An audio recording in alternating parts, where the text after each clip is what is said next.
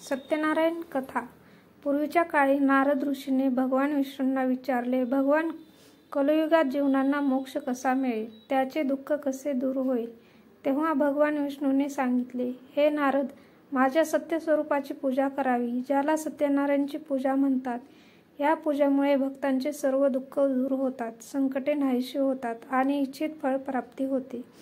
वाराणसी नगरीत एक गरीब ब्राह्मण राहत असे. तो रोज भिक्षा मागून आपले उदरनिर्वाह करीत असे.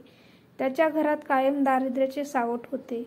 तो अत्यंत खिन्न होता. एके दिवशी त्याला भगवान विष्णू एक साधू भेटला आणि म्हणाला, बाळा, काय रे असा खिन्न झाला. जर तू मनोभावे सत्यनारायणची पूजा करशील तर तुझे दारिद्र्य नाहीसे होईल. ब्राह्मणाने साधूप्रमाणे पूजा केली. त्याने साधेपणाने तांदूळ, गूळ, दूध, फळे अर्पण करून देवाची स्तुती केली. त्याला लगेच अन्नधान्य आणि धन मिळू लागले. त्याच्या घरात आनंद आणि समाधान पसरले. त्यानंतर एक लाकूडतोड्या जंगलातून लाकूड आणून विकत असे. तोही खूप गरीब होता. नदी किनारी त्याला तोच ब्राह्मण भेटला. ब्राह्मणाने सांगितले, भाऊ, मी सत्यनारायणची पूजा केली आणि माझे जीवन बदलले. तू काही करशील तर नक्कीच तुझे दुःख नाहीसे होईल. लाकूडतोड्याने दुसऱ्या दिवशी लाकूड विकून मिळालेल्या पैशातून फळे, गूळ, तांदूळ विकत आणले आणि साधेपणाने पूजा केली. मग त्याला जंगलात मौल्यवान लाकूड मिळाले. त्याचे जीवन हळूहळू बदलले. एकदा एका व्यापाऱ्याची कथा घडली. तो प्रचंड श्रीमंत होता, पण त्याला अपत्य नव्हते.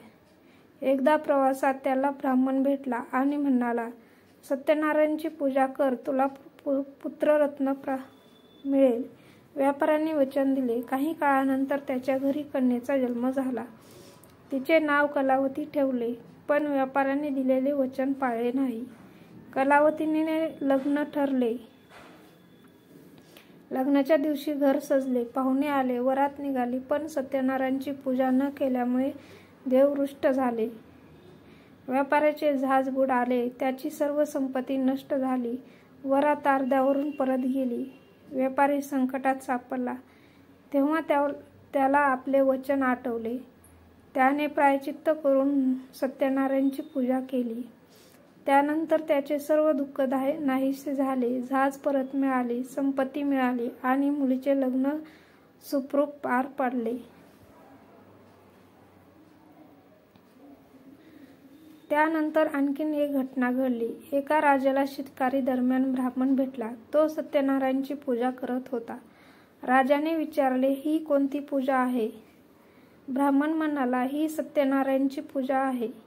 जो करतो त्याचे सर्व कार्य सिद्ध होते. राजाने परत जाऊन करीन असे सांगितले, पण विसरला.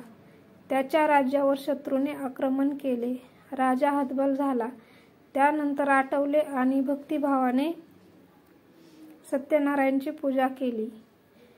त्याला पुन्हा राज्य मिळाले. प्रजा सुखी झाली. या सर्व कथांचा एकच बोध आहे. जो भक्तिभावाने सत्यनारायणची पूजा करतो त्याचे सर्व संकटे नाहीसे होतात, पण देवाला दिलेले वचन विसरल्यास संकटे ओढवतात.